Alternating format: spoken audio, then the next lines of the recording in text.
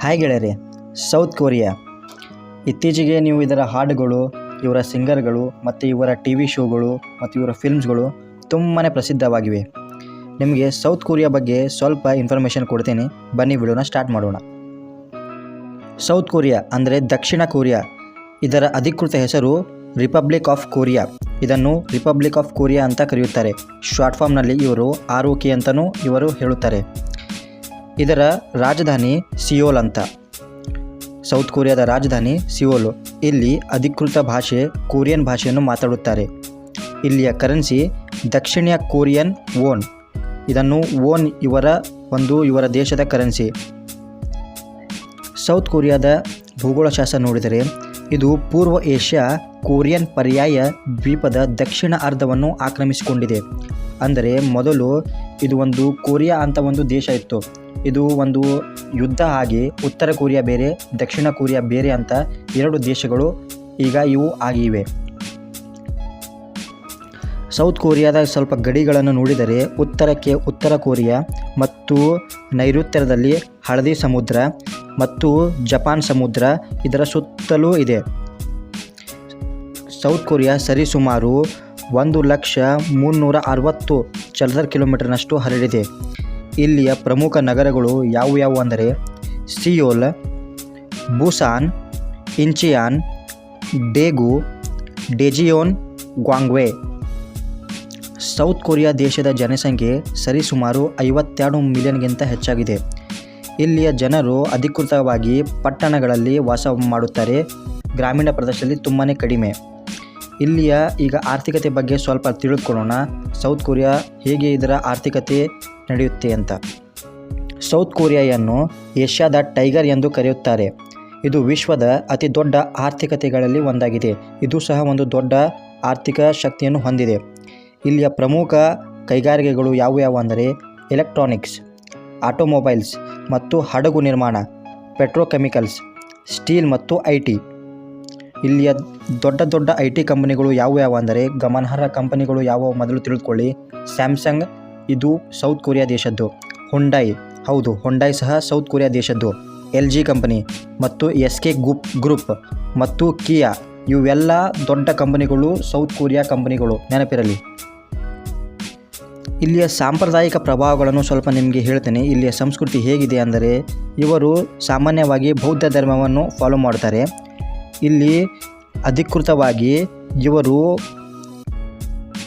K-pop, ನಾಟಕ ಮತ್ತು Korean ಪಾಕ ಪದ್ಧತಿಗೆ ಸೌತ್ ಕೊರಿಯಾ ಇಡೀ ಜಗತ್ತಿನಲ್ಲಿ ಫೇಮಸ್ ಆಗಿದೆ.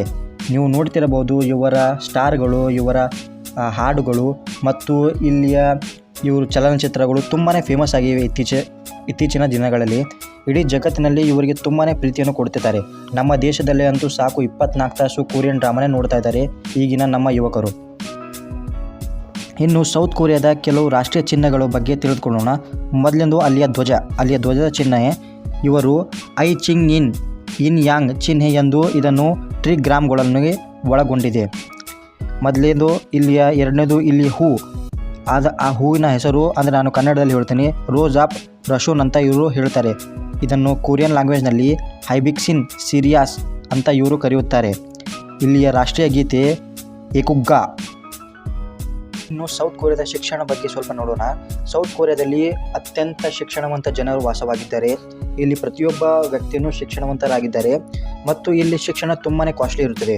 ಇಲ್ಲಿ ಇವರು ಈಗ ಜಾಸ್ತಿ ಮಕ್ಕಳನ್ನೇ ಹುಟ್ಟಿಸ್ತಾ ಇಲ್ಲ. ಯಾಕಂದರೆ ಮಕ್ಕಳಿಗೆ ಓದಿಸೋದಕ್ಕೆ ತುಂಬಾ ಖರ್ಚಾಗುತ್ತೆ ಅಂತ ಇವರು ಪಾಪ್ಯುಲೇಷನ್ ತುಂಬಾ ಕಡಿಮೆ ಮಾಡ್ಕೊಂಡಿದ್ದಾರೆ. ಇಲ್ಲಿಯ ವಿಶ್ವವಿದ್ಯಾಲಯಗಳು ತುಂಬಾ ಫೇಮಸ್ ಆಗಿವೆ.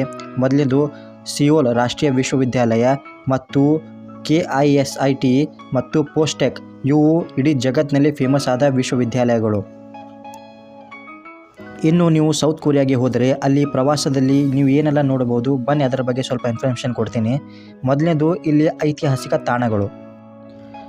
ಅದರಲ್ಲಿ ಜಿಯೋಂಗ್ ಬೋಗುಂಗ್ ಒಂದು ಅರಮನೆ ಇದು. ಎರಡನೇದು ಚಾಂಗ್ ಡಿಯೋಕಾ ಗುಂಗ್ ಇದೊಂದು ಅರಮನೆ. ಮತ್ತು ಮೂರನೇದು ಬಗುಲ್ಗಾ ದೇವಾಲಯ. ಮೊದಲನೇದು ಅಲ್ಲಿ ಕೆಲವು ಅರಮನೆಗಳು ತುಂಬಾ ಇಲ್ಲಿ ಫೇಮಸ್ ಆಗಿದೆ ಪ್ರವಾಸಕ್ಕೆ ಮತ್ತು ಕೆಲವೊಂದು ದೇವಾಲಯಗಳು ಸಹ ಇಲ್ಲಿವೆ. ಉದಾಹರಣೆಗೆ ಅದು ಬೌದ್ಧ ಧರ್ಮದ ದೇವಾಲಯಗಳು ಮತ್ತು ಇಲ್ಲಿ ನೈಸರ್ಗಿಕ ಅದ್ಭುತಗಳು ಸಖತ್ತಾಗಿವೆ. ಅದರಲ್ಲಿ ಒಂದು ಜೇಬು ದ್ವೀಪ ಅಂತ ಇದೆ, ಮತ್ತು ಸಿಯೋರಾಕ್ಸನ್ ಒಂದು ರಾಷ್ಟ್ರೀಯ ಉದ್ಯಾನವನ, ಮತ್ತು ನಾಮಿ ದ್ವೀಪ ಅಂತ ಇವರು ಇದಕ್ಕೆ ಹೆಸರಿಟ್ಟಿದ್ದಾರೆ. ಇಲ್ಲಿ ಆಧುನಿಕ ಆಕರ್ಷಣೆಗಳು ತುಂಬಾ ಒಳ್ಳೆಯದಾಗಿವೆ. ಅದರಲ್ಲಿ ಲೊಟ್ಟೆವರ್ಡ್, ಬೂನಾಸ್ ಕಡಲ ತೀರಗಳು ಮತ್ತು ಸಿಯೋಲ್ನಲ್ಲಿರುವ ಒಂದು ಗಂಗ್ನಾಮ್ ಜಿಲ್ಲೆ, ಇದು ಸಖತ್ತಾಗಿರುವ ಒಂದು ಪ್ರವಾಸಕ್ಕೆ ಇರುವ ಜಾಗಗಳು. ಇಲ್ಲಿ ನೀವು ಭೇಟಿ ಕೊಡಿ, ನಿಮಗೆ ತುಂಬಾ ಮಜಾ ಬರುತ್ತದೆ. ಮತ್ತು ಇಲ್ಲಿಯ ಊಟ ತಿಂಡಿನೂ ತುಂಬಾ ಫೇಮಸ್ ಆಗಿವೆ. ಸ್ವಲ್ಪ ಇಲ್ಲಿ ನಾನ್ ವೆಜ್ ಜಾಸ್ತಿ ತಿಂತಾರೆ. ವೆಜ್ ತಿನ್ನೋರು ಸ್ವಲ್ಪ ಅವ್ರಿಗೆ ಹೇಳಿದರೆ ನಿಮಗೆ ವೆಜ್ ಅಷ್ಟೇ ಸಪ್ಲೈ ಮಾಡ್ತಾರೆ. ನೀವು ಹೋಗಿ, ತುಂಬಾ ಕ್ಲೀನ್ ಸಿಟಿ. ಉದಾಹರಣೆಗೆ ನೀವು ಇಲ್ಲಿ ಕ್ಲೀನೆಸ್ಟ್ ಇಷ್ಟು ನೋಡ್ತೀರಾ, ನಿಮಗೆ ಒಂದು ಸಲ ನೀವು ಇಲ್ಲಿ ವಿಸಿಟ್ ಮಾಡಿದರೆ ಇಷ್ಟು ಕ್ಲೀನ್ ಸಿಟಿ ನೀವು ಎಲ್ಲೂ ನೋಡಲ್ಲ, ಅಷ್ಟು ಕ್ಲೀನ್ ಇಲ್ಲಿ ಜನ ಇರ್ತಾರೆ. ಇನ್ನು ಸೌತ್ ಕೊರಿಯಾನ ಸ್ವಲ್ಪ ಮೋಜಿನ ಸಂಗತಿಗಳ ಬಗ್ಗೆ ನಿಮಗೆ ಹೇಳ್ತೀನಿ. ದಕ್ಷಿಣ ಕೊರಿಯಾವು ಕೆ-ಪಾಪ್ ಮತ್ತು BTS ಮತ್ತು ಬ್ಲ್ಯಾಕ್ಪಿಂಕ್ನಂತಹ ಜಾಗತಿಕ ಸಾಂಸ್ಕೃತಿಕ ಐಕಾನ್ಗಳ ಒಂದು ಜನ್ಮಸ್ಥಾನವಾಗಿದೆ.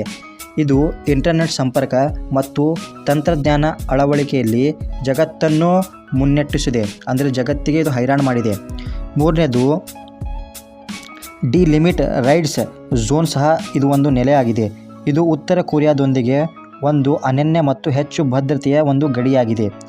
ಇನ್ನೂ ನಿಮಗೆ ಸೌತ್ ಕೊರಿಯಾದ ಬಗ್ಗೆ ಯಾವುದೇ ನಿರ್ದಿಷ್ಟ ಅಂಶಗಳ ಬಗ್ಗೆ ನಾನು ಮಿಸ್ ಮಾಡಿದ್ದೇನೆ ಅಂದರೆ ಯಾವುದಾದ್ರೂ ಇನ್ಫಾರ್ಮೇಷನ್ನ ಅದನ್ನು ಕಮೆಂಟ್ನಲ್ಲಿ ಬರೆಯಿರಿ. ಸೊ ನಿಮಗೆ ಈ ವಿಡಿಯೋ ಇಷ್ಟ ಆಗಿದ್ದರೆ, ನೀವು ಸೌತ್ ಕೊರಿಯಾ ದೇಶದ ಬಗ್ಗೆ ಸ್ವಲ್ಪ ಏನಾದರೂ ತಿಳಿದುಕೊಂಡಿದ್ದರೆ, ಅಥವಾ ನಿಮಗೆ ನಿಮ್ಮ ಸ್ನೇಹಿತರಿಗೆ ಈ ವಿಷಯವನ್ನು ತಿಳಿಸುವುದಕ್ಕೆ ಇದನ್ನು ಶೇರ್ ಮಾಡಿ. ಸೊ ಪ್ಲೀಸ್ ನನ್ನ ಚಾನಲ್ ಸಬ್ಸ್ಕ್ರೈಬ್ ಮಾಡಿ. So thank you for watching this video. Good bye.